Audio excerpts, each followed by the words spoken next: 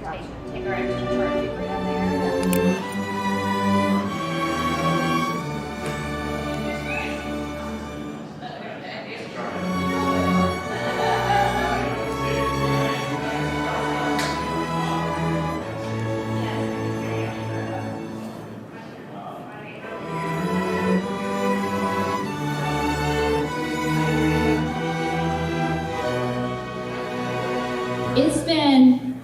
It's been a minute since we've been in person at a school, and this is just incredible to get to see all of your faces here and for us to be together. If you don't know me, I'm Kelly Hall. I am the ABC School Program Specialist, and I just want to ask our host to join me up on stage and officially welcome you to the ABC School Secondary Spring Meeting.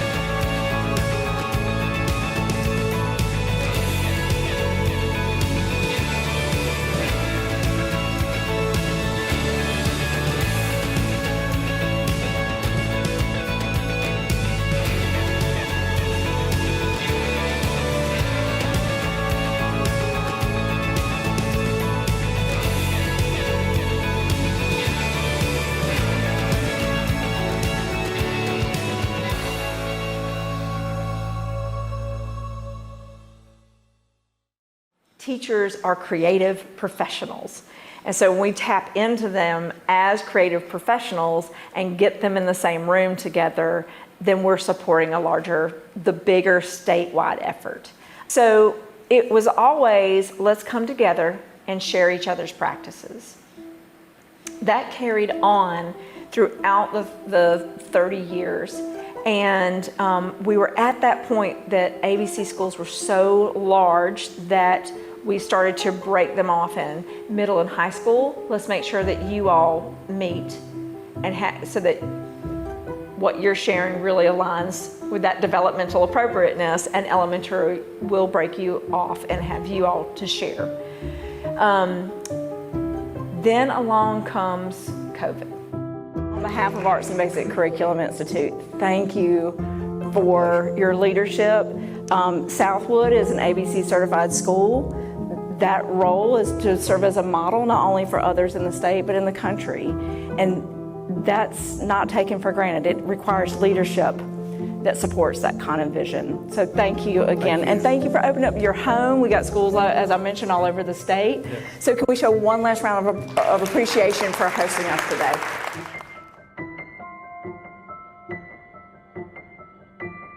So today, although we certainly want to celebrate the wonderful successes of Southwood Academy, and you're going to see some of that, we plan to spend more time on addressing strategies, issues, having open discussion around topics that are beneficial specifically to our secondary ABC schools. We're going to be asking you to look at the past, consider the current, and plan for the future. And we're going to make time for you today to pause, to think, to discuss, and to consider. So when it comes to spring 2023, we're doing it. We're going to see each other again.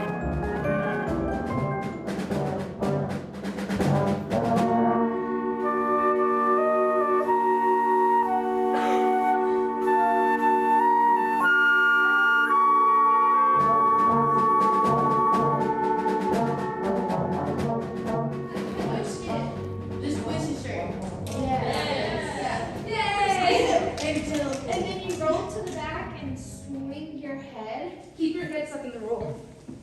Okay. Oh, here it's fine. Do I get it? And then keep rolling until your left foot's in the front.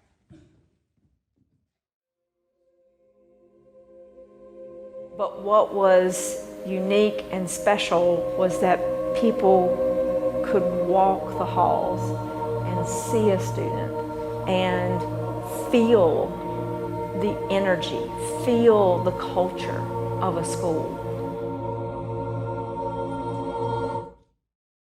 Arts and Basic Curriculum is a partnership among 3 different state entities between South Carolina Arts Commission, the South Carolina Department of Education, and Winthrop University. And that partnership was intended to provide the leadership across the state for those who are trying to advance and increase access to arts education for all of our students in South Carolina.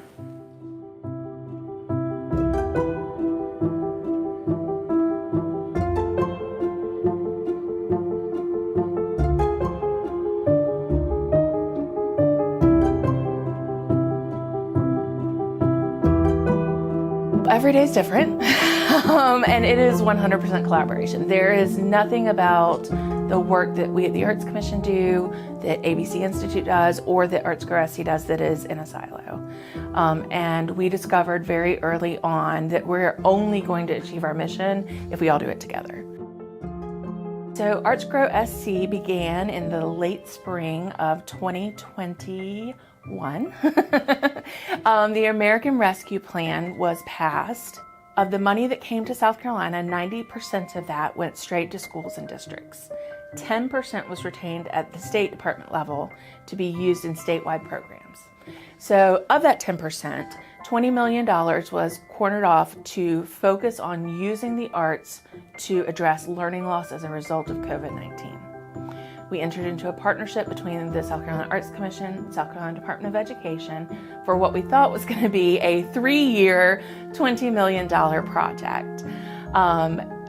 That moment only happened because of 30 plus years of all of the work that came before that moment. You know, we were in the right place at the right time, but it took decades and decades of building the foundation and being ready. You know, we talk a lot about what it means to be ready for the moment, not just be in the moment, but to be ready for it. And we were ready for it. We had developed all these pilots in different places across the state so that they could be scaled up. ABC had moved toward this institute model so that it could be ready to take on more schools and really serve as that link across the state. All of our partners were ready. Our grant-making infrastructure was ready. So it didn't just happen overnight. It took years and decades of getting ready for that moment.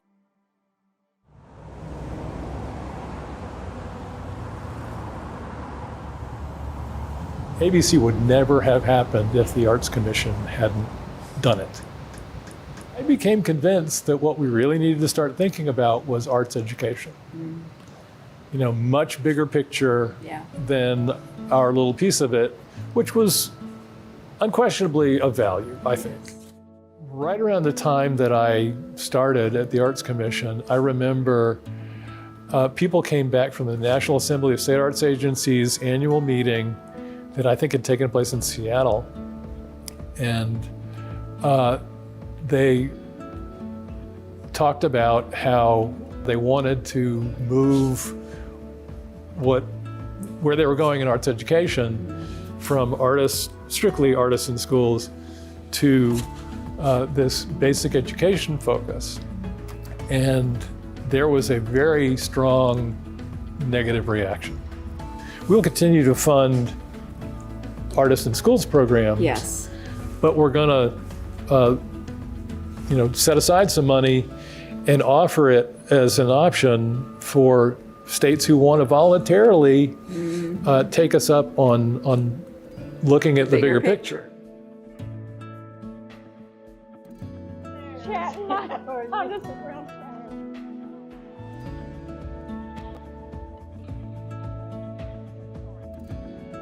So Scott, will you remind us, when were you director for the Arts Commission?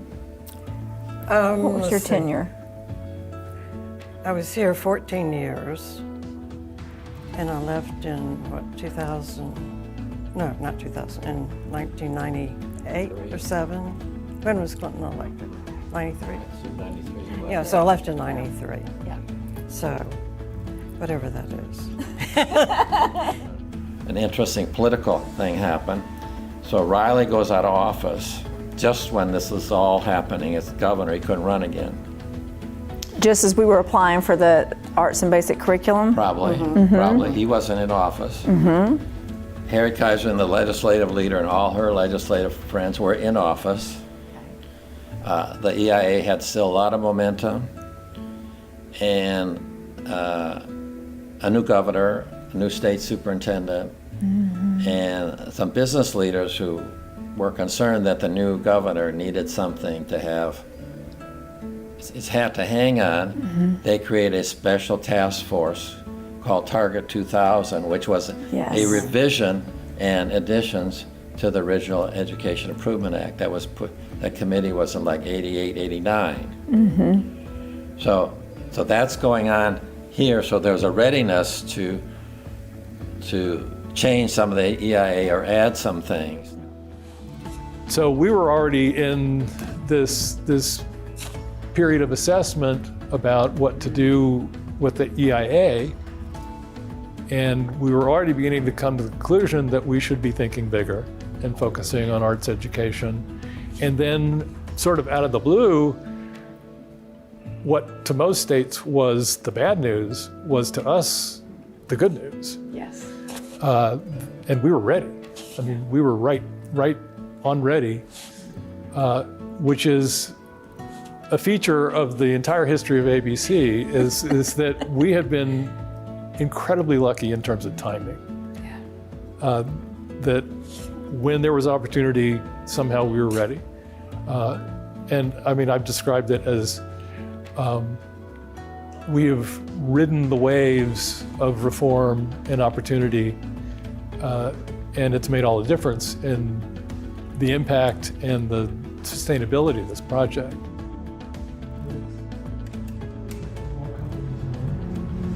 See, that was Scott's office. So this is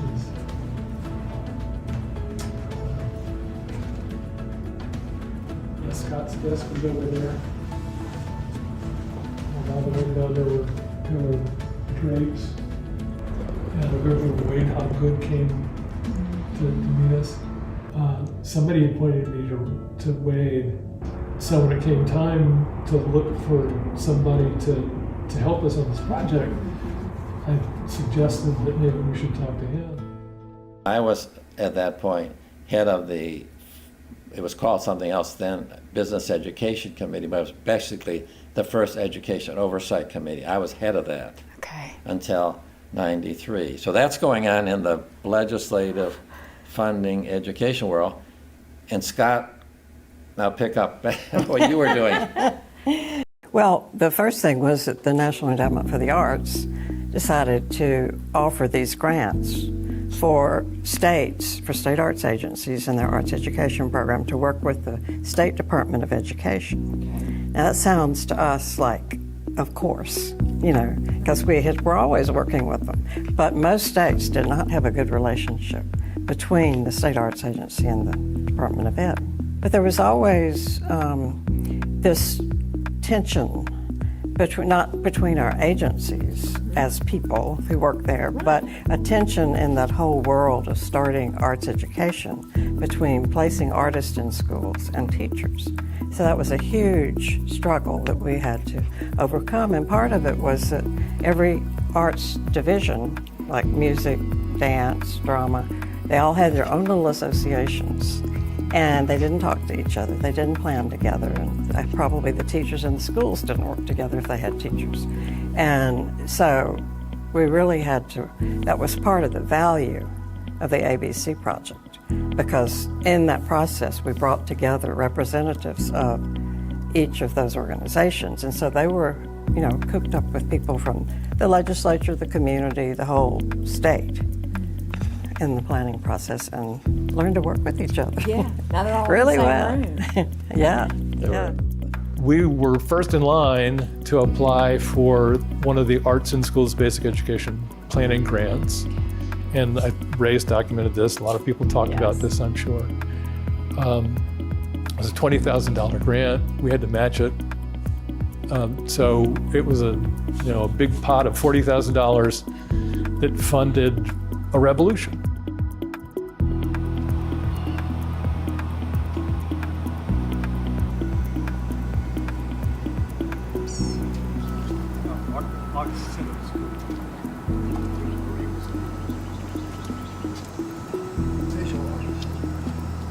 Oh, okay. Thank you.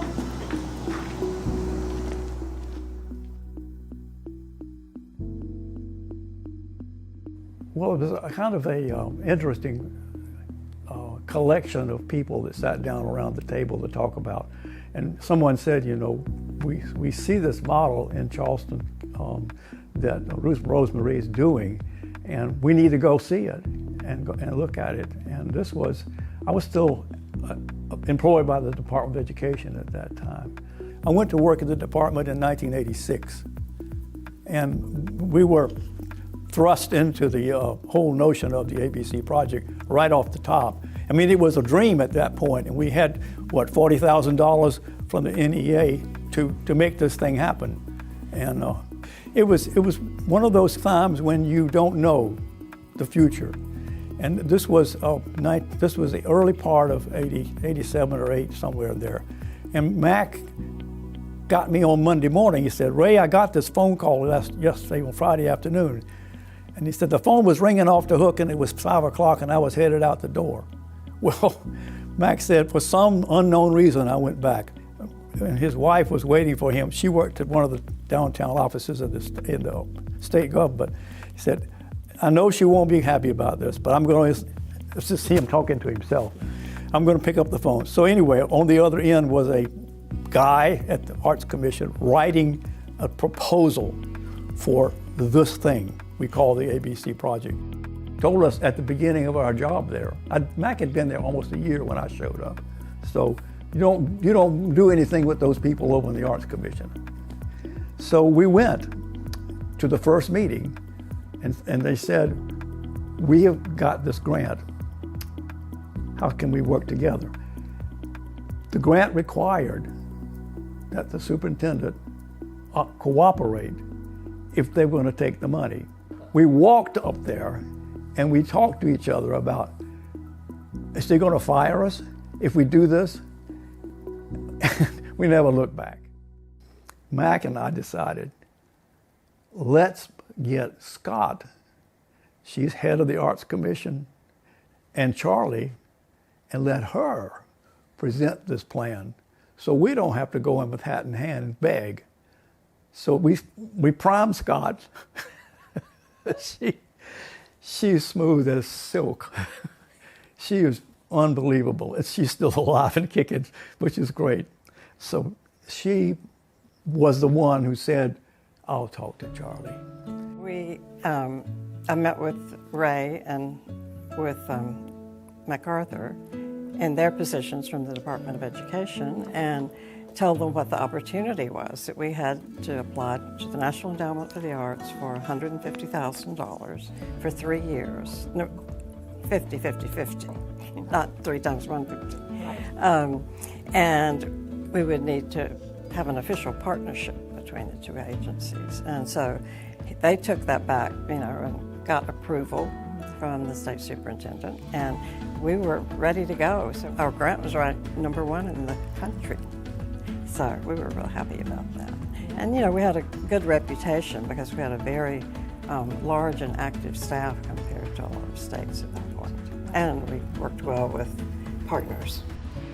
One of the things I think that made that grant successful was that we proposed to do this not on our own, but as part of a coalition, a partnership, whatever you want to call it, among a number of agencies that all had a stake in either arts or arts education or just education in general. Yep.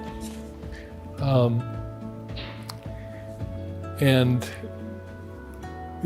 this is delicate, but we were very lucky that Scott and Terry were dating at the time.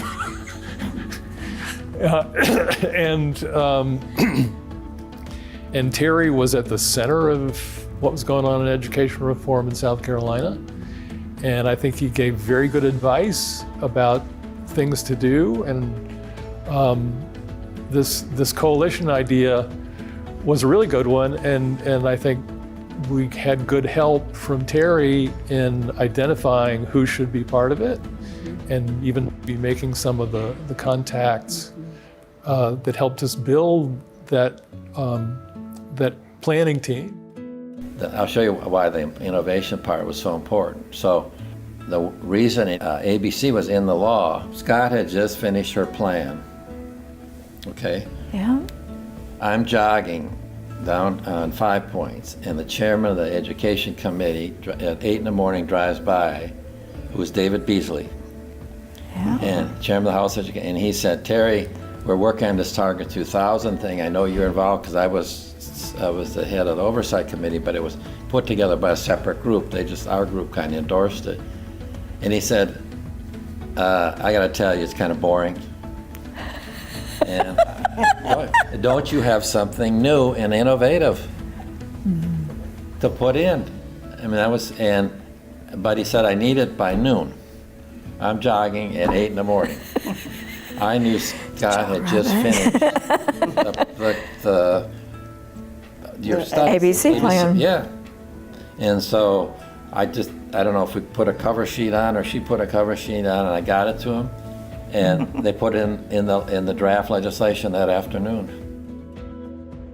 ABC was important to our agency for a number of reasons, but one of the key ones is I think that we learned it was a new paradigm for us. It became really a paradigm for us, which was that even if you're a small, insignificant agency, you can have big impact if you find the right partners. So from there on, I mean, I don't think we've ever done anything much without starting by finding who else cares about this, who's going to get involved, who's going to help us, because that's another big learning, is that I think who's in on the planning is as important, if not more important, than what the plan is.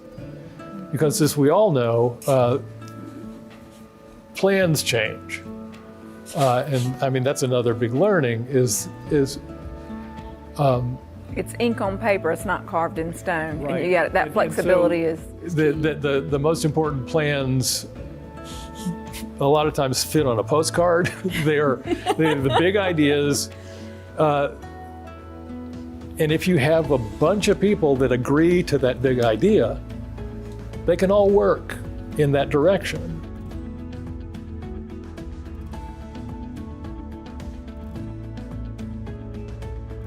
35 years is a long time.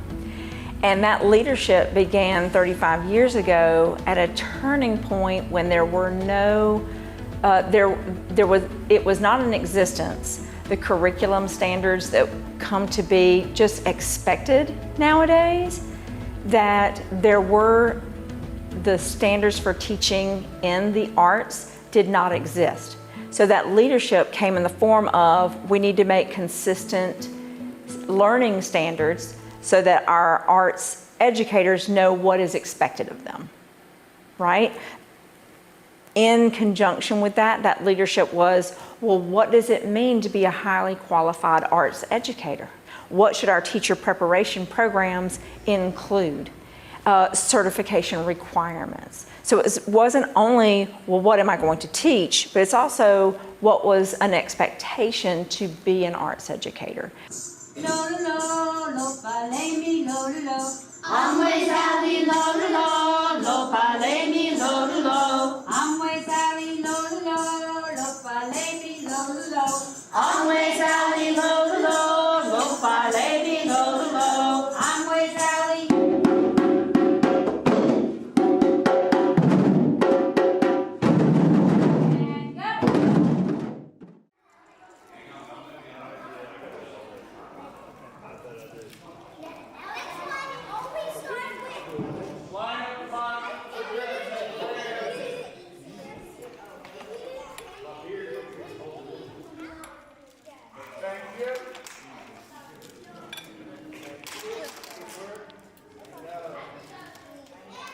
So those were some basic foundational structural pieces that were leadership. Well, when those become secure and it becomes commonplace, that doesn't even seem like a radical idea right now. It's just an expectation. Then that needle for leadership begins to move and shift, and particularly in light of those changes in accountability, to help our leaders understand the value of learning in the arts. What does it mean for a student to be given access to a visual art classroom? What skills, what does that experience help within that student's development? It is I, Big Billy Goat Rough. And you say, then I will beat you up. And what does the big Billy Goat say? No, you won't. And then the narrator. I was LD and I struggled all through school, and just if it hadn't been for band, I don't know what I would have ended up. In first grade, the last one to go to recess because I was still working on what I was supposed to be doing, I got moved down to the very lowest reading group, and I was always the last one in that reading group, you know. And the kids were pretty vicious.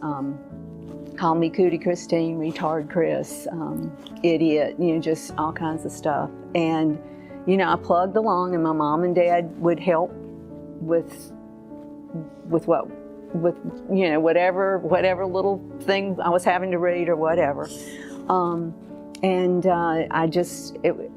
School was really hard.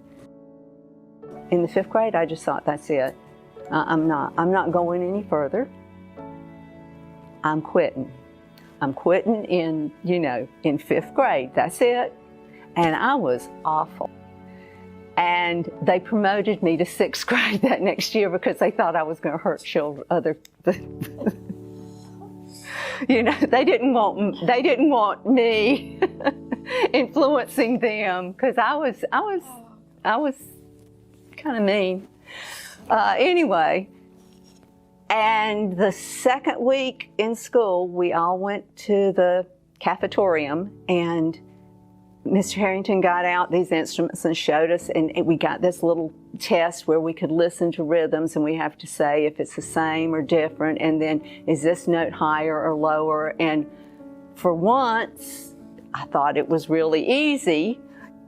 And he said, well, you made 100 on the 2 aptitude tests, so I know you've got a good ear.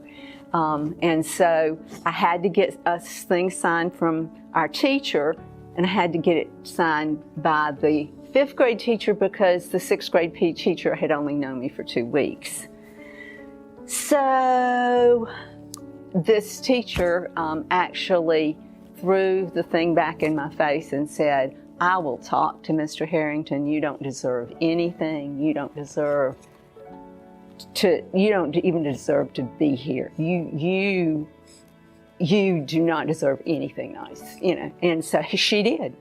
And so I waited to the end to turn my paper in, and he said, you must be Christine. And I said, yes. And he said, well, I want you to know I have more rules and regulations in band than your other teachers. But you've got a good ear, and I think you can do this. And so we're going to put you in band. It saved my life, you know. I don't know what I would be doing, but it would be nothing good. And I was able to go and become a music teacher, a band teacher. And the arts do that for children. The arts do that for so many children. And we have to make sure that every child has access. Bottom line, it's not It's not if you have enough money. It's not it. We make it happen. It is me, the big billy goat cross.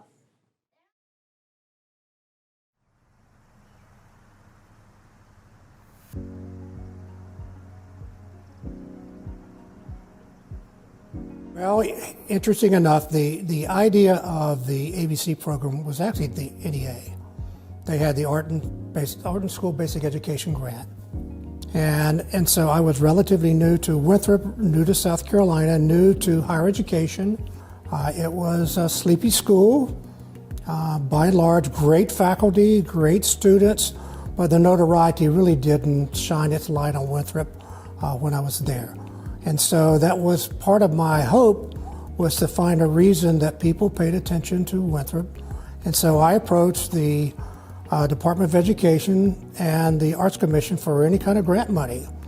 And certainly one of the dreams was that I would have enough money that I could bring art teachers back to Winthrop for free for a week to deal with disciplines that they either needed additional work in, were brand new to them. And so I hired faculty from around the country to come in for the week to work with high school art teachers, and the hope that they would recognize Winthrop as a place to be if you wanted to send their kids to a university for art training. Now, I don't know whether this was happening simultaneously or there was a lag, who did what first, but I was invited in to meet at the Arts Commission, and they wanted to talk to me about this ASBAG, Art and School Basic Education Grant thing, and whether I had any ideas or thoughts or role to play or anything that might be a good idea for the state of South Carolina. And so at some point in time, and I don't know how many meetings, if any, we had after that, but they asked if I would be interested in starting out as the initial director of the program. Now, the role I played early, which is when Margaret gets involved, Margaret and I got in my little pickup truck and we traveled around the state. And we met with leaders in arts education at Columbia and at Clemson and at the state museums and the public education, South Carolina Public Education TV, Gibbs Museum, I mean, any place around the state that might have a voice or want a voice in arts education, what we're doing, with an attempt to be inclusive without any of the perceived legacy or history that the Arts Commission had or the Department of Education had, because they had a pretty clean slate. They weren't agenda bound. They just wanted to see the arts funded in a proper way in South Carolina, like science and English and math would be. But so we ended up with a number of folks that bought into the concept. So it was an enormous group of folks who initially came there like this, but ultimately came there like, oh, let's talk about this. And so they had a voice, and we asked them to participate in writing different sections of the plan, and they gladly did. I think they gladly did, but they certainly did it. Wade had this vision of where we were going, and it was a blueprint, by golly. And he had a tremendously sensitive background to design. But he was a terrific administrator, and he whipped us. I mean, it was like, this is the plan. In every meeting, he'd draw on the blackboard all the way across the room. Here's where we are now, here's where we're going to be, and here's where we're going to be, and here's where we're going to be, and that's when I'm going to retire. He was thinking ahead. Yeah, he was amazing. And he was a perfect foil to Mac and myself, the dreamers.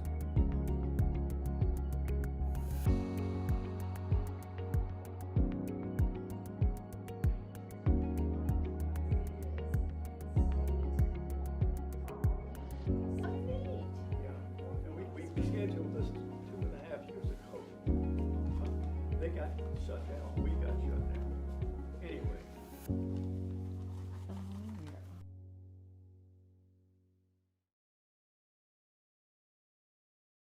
my entry point to Ashley River, you know, when all of this was forming, 1988, I graduated high school. I was a clueless kid who thought I knew everything, you know, so my entry point to Ashley River is when I returned. They were in a textbook. Can't remember the title of the textbook, but they were featured in a textbook about literature and arts integration, and that was sort of my arm's length distance to Ashley River. Knew about them, just never quite got the site meeting or got to visit the campus before COVID struck, and then everybody was sort of shut down at arm's length. So, you know, as we're all coming back together and we were talking about this conversation with just us sitting around a table and it's exchanging experiences as just this bizarre role of director, right? Of this really unique idea that so many people have contributed to. Reached out, just a phone call. Happened to be that Principal Sullivan is the one who answered the phone. I was like, hi, I know ABC, anytime, come on down. Absolutely, our home, this is where you belong, come in the door. So they still have embraced, and we see that in so many of our schools. At the time we did the video here, we were in the process of a outreach program from ABC where we were talking about the arts mean business. And we were emphasizing the notion that if you partake of the arts, you can be successful as a lawyer, as a doctor, as on and on and on. And so we had this little skit put together, and we had the kids dressed in different outfits, and they stood up and talked about that. And then we had stories about the lawyer and the doctor, and that tells us all these good things about what the arts do for us. But when we were in that building, that relic, as I called it, I think they tore it down. And but it was a wonderful, wonderful happening. And Rosemarie was just ecstatic that somebody cared enough to come down and take pictures of what they were doing. But we got this process going, and we had a banner kind of a thing, and we had this one picture of a kid who was playing the part of a tomato, and he became the tomato boy. And the tomato boy was part of the outreach. And so it was our first attempt at expanding beyond and going commercial, if you will, with the project. Yeah. Really interesting. Clear. Oh, that's a dream come true. I declare. I'm not sure I can talk about that without getting emotional. If it had not been for Clea, I would not have been Teacher of the Year. There's no way. Clea changed my life. At Clea, you realized that everything was connected, and that I felt like I was doing an injustice to my students when I thought about I'm just doing band, because we could do so much more and we could expand so much more, and I could connect to all of these other things, and I needed to connect with the chorus teacher, and I needed to connect with the art teacher, and we could make so many wonderful things. And it was one aha moment after another, because they had all of these great speakers. They had us music people dancing, they had the art people they took us through all of these lessons, and brought Seymour Simmons, who just blew my mind with all of the research he had done, and there were just so many people that it was just jam-packed moment after moment, but they always had a place for celebration. We gathered at Lander, so every night she'd get either interview or get a written, everything that went on that day. And she would build a report. The next morning we started with that report. And the first 4 days were horrible. Everybody was, I just can't do this. I'm not a learner anymore. That's the very thing. So it was magic. Something that I still get emotional thinking about it. But I was very, very involved and extremely proud of that first year. And you know, I treated them roughly. I said, you're going to be here 2 weeks, you're not going home. And we did that. Some of them went home anyway. But we had fun. I can't tell you how much. After that fourth day, those people were just, they were so, and they did some, I don't know whether this still happens or not, they did some skit stuff at night that would blow your mind. Some of it was a little racy. But I have never met anyone who has been through the program, you know how old it is now, that they didn't say, best thing I've ever done in my career.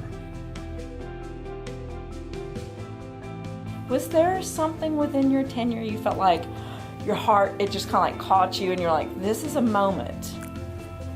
I think there were a lot. It's when the economy fell and we had people who in Colony County who couldn't make payroll for their teachers, and they were doing all of these cuts and all that stuff. It was, okay, what do you do? How do you help this? Because it was just, things were just falling apart.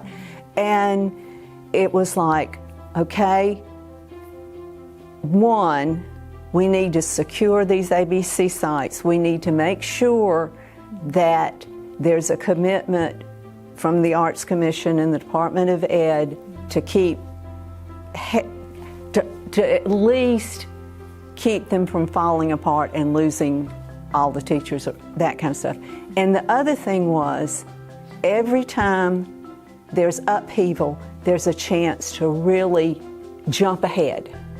And so while I was doing that, I was also calling people, talking about different ways to keep the arts going, making sure that we had commitments from some of these folks that had supported in the past, and pulling them together and using ABC money to say, okay, where are your holes? How can you justify this? How can we keep ABC in your school functioning and do the least amount of damage? And then what can we be ready to jump on? And there's got to be some money somewhere. When she's talking about getting in the car, there was never a call, never a request that went unnoticed. And that it wasn't just a phone call. It was like, get in the car, I'm gonna get your notebooks together and we're gonna sit down. Like it was so amazing just to sit and watch and see how many of those conversations and interactions that she would have. And the legacy of Christine, particularly, that didn't stop with just the teachers, that it extended into her advocacy approach. That there's this story of Christine. There's a moment where it was an important issue on the line, and she's at the Hill, and she is chasing down this particular legislator who happened to be male, and he was heading into the male's restroom. Yes.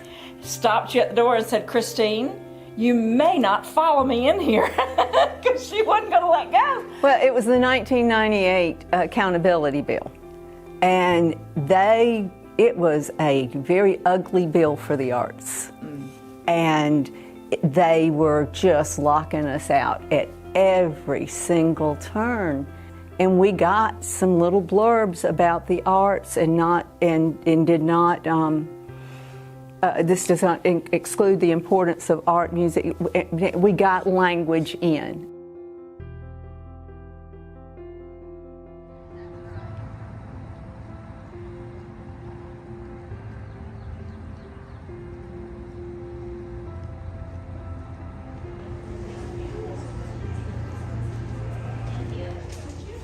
job is to wave me off anything embarrassing and they say, well, my district office staff is still here. It's going to be great. It's going to be a great day. It's going to be great.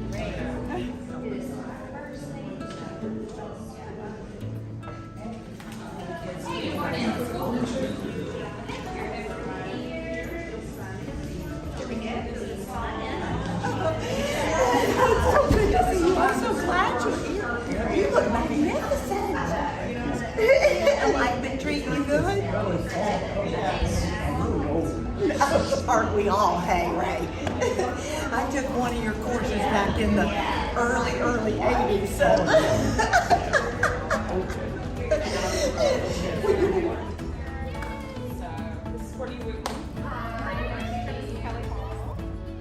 That really is my favorite part about this job, is helping other people. And not that I can always help them, but helping them through connecting them with people that they need to help them. So ABC is not always the answer for everyone. And our team is not always the answer.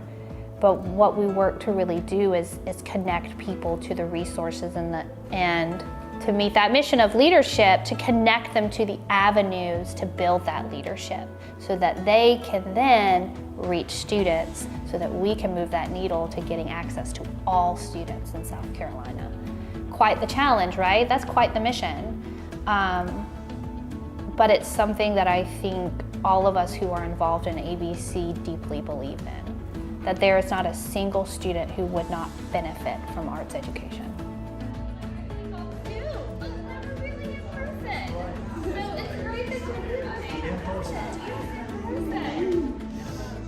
And you know this one? So one of the things I did coming on to ABC was read through the history. And it's incredible to think back to starting with 11 schools and districts, and now we have over 70 with our new schools that we brought on 3 new schools this year. To think about that growth and the networking involved in that. So my master's capstone was on the correlation between arts-rich schools and arts organizations, and the benefits and the skills and the strategies for building those relationships so that schools and organizations are working together, which has its own long history as well. And ABC is a part of that history of artists, arts teachers, students, non-arts teachers working together. And one of the things that came out of that was that building that relationship over time is very, very, very important. And that has to be built on trust, that has to be built on humility, that has to be built on transparency, that those things are key. I want you thinking today about your personal arts integration or arts infusion garden. Be looking for, what am I seeing? Could we do that? Or more importantly, how would we do that? Or something like that in our soil, with our temperature, with our board support, with our superintendent, with our faculty size, with our faculty knowledge. There are a bunch of shapes in the middle of the table. They're colorful, and they're all, well, there's a lot of different ones. I want you to try to use one of each and create your composition on the table, on your side of the table together. So go ahead and make a composition together on your side of the table with the shapes that are in it.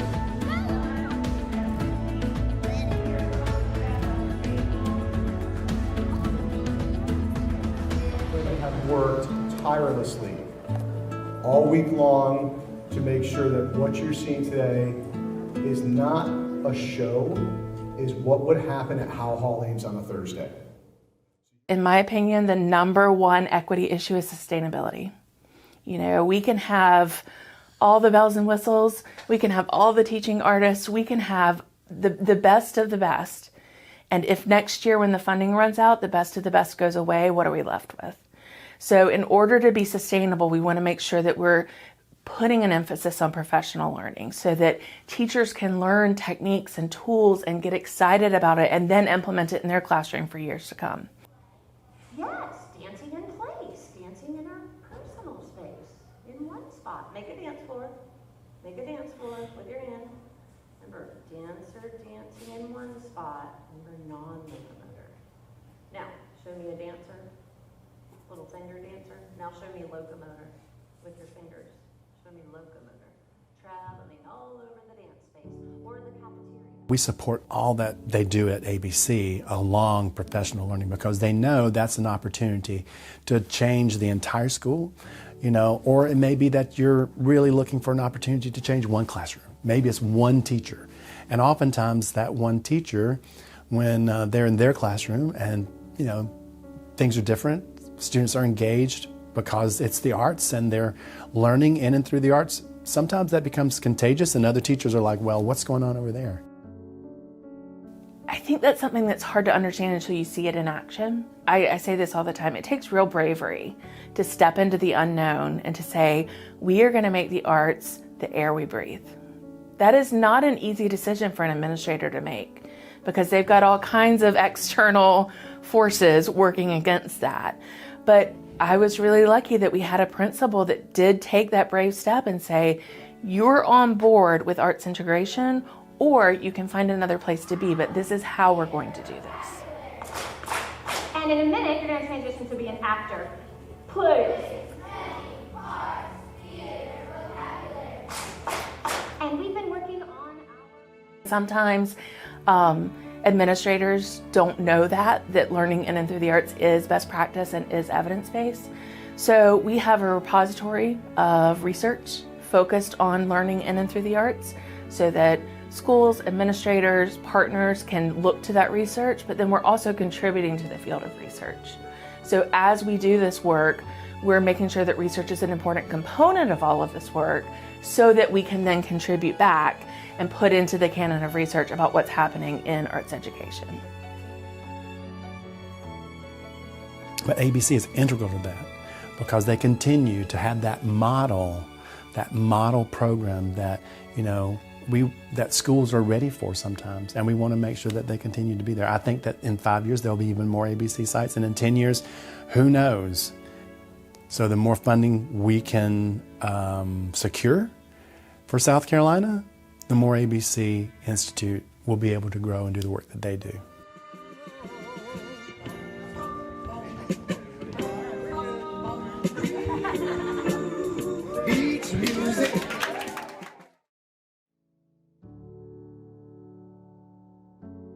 This is how we thread these things together, is that legacy was because we had leaders who were willing to seize that opportunity and advance the work. And it's because of that courageous and creative leadership and saying, this isn't the way we used to do it, but how can we work together collectively to make the work better for our students? This is our vision. It's way out there. Well, it's so interwoven because it's that courageous leadership taking that opportunity that did advance the work in ways we cannot imagine, that over time then creates that legacy that we're so proud of.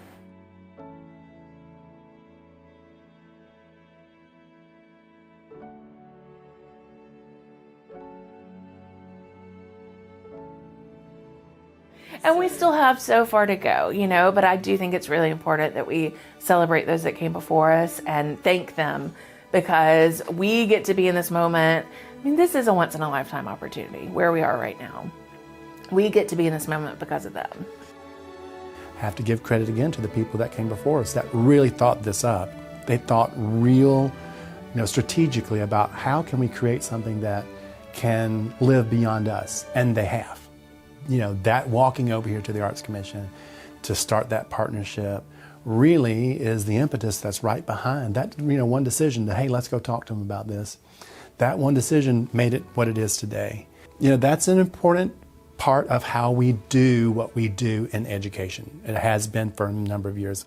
So hats off to them.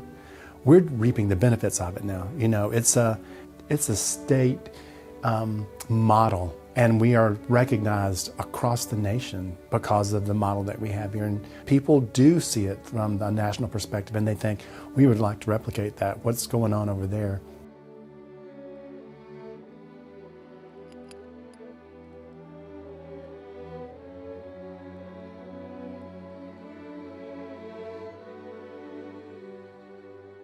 I feel like as we were listening to all of these legacy stories, I didn't hear any one of them say, yep, we did this because we knew 35 years later it was still going to be here.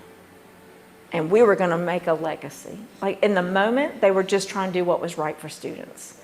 But in that, when we do what's right for our next generation, well, then we've just created legacy.